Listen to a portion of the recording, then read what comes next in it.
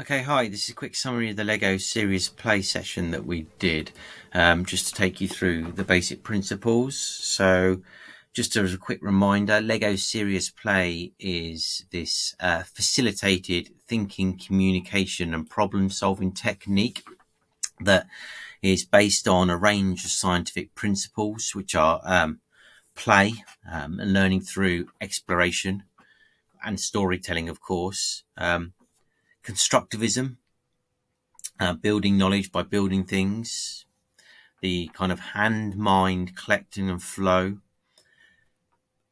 imagination, the use of metaphors, and using creating complex adaptive systems and using simple guiding principles to talk people through them. The method itself is well validated and established, originally by Robert Rasmussen. It's endorsed by Lego itself. And, there's a range of different approaches and techniques that you can use with Lego Serious Play, from building an individual model of story or combining individual models to create shared experiences to, make connections or understand a system or create a landscape. And it's a really useful technique for establishing those complex, hard to articulate things that people do care a lot about, have feelings about, but struggle to put into words. The use of metaphors and Lego Serious Play is a great way to elucidate that. So a session always begins with some warm-up activity. The one that you did was about building a tower. This is just about to get familiarity with the Lego bricks, introduce the kind of play dynamic. Often after this, you do a little warm-up activity where you ask them to change the model in some way to, express how they're feeling, which is what I asked you to do.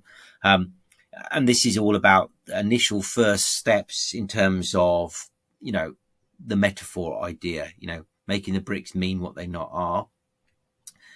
Afterwards, you always ask people to share on their experience. This technique is ultimately a talking and a storytelling technique about sharing. So you ask them to share experiences.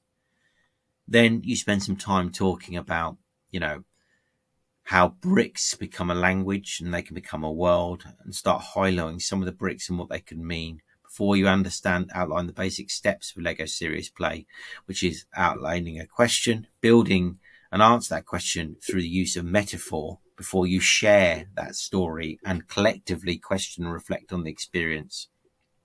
Basically, you're trying to make the point it's not about building actual things like this plane, it's about building metaphors. Then we used the example of the elephant and the blue and asked you to think about different things this can mean. So like the elephant could mean elephant, of course, it could mean long memory, elephant in the room, intelligence, awareness, elephant headed, clumsy, wild. It could be a pink elephant to represent hallucinations, etc., etc. The blue block could be, sad, depressed, or melancholy, or to feeling blue, or feeling the blues music. It could be the sky, it could be water, it could be royal blue, it could be anything. You decide what it could be. And we finalise that by talking about, showing some examples of a range of constructs we made with the Lego bricks, and talking about, what metaphors they could be. Then we actually get you to build your first research question. And this moves into the bricks, which are a bit larger, the larger set of bricks rather than the smaller ones you started with. And the one that we did is, what does successful research look like? So get you to build the model in a short period of time, and then you share your story. And the sharing is really important, how it happens, that in terms of pointing to the model and explaining what the bricks are, not challenging the individual, but asking questions of the bricks, thinking with your hands, by pointing and doing and adapting your model if necessary, listening with your eyes, looking and seeing and asking questions about what you see to help people elucidate the meaning in their own model. And everyone takes part, everyone shares, everyone asks questions. And then we then ask a second task, which is the actual question you wanted to address in the first place. The task one was just about building confidence with the metaphor technique. This one is the actual, now people understand what they're doing. They're seeing other people's examples. They're really into the idea. So the same experience, and you normally round off by asking them to place a flag on the most important, part of their model. So the metaphors are often very complex and multiple parts. And so you've got that catalogue that thing which is the most important to them. And then, of course, the key part is obviously a final bit of reflection about this technique and how it works. So for me, Lego Serious Play is a methodology.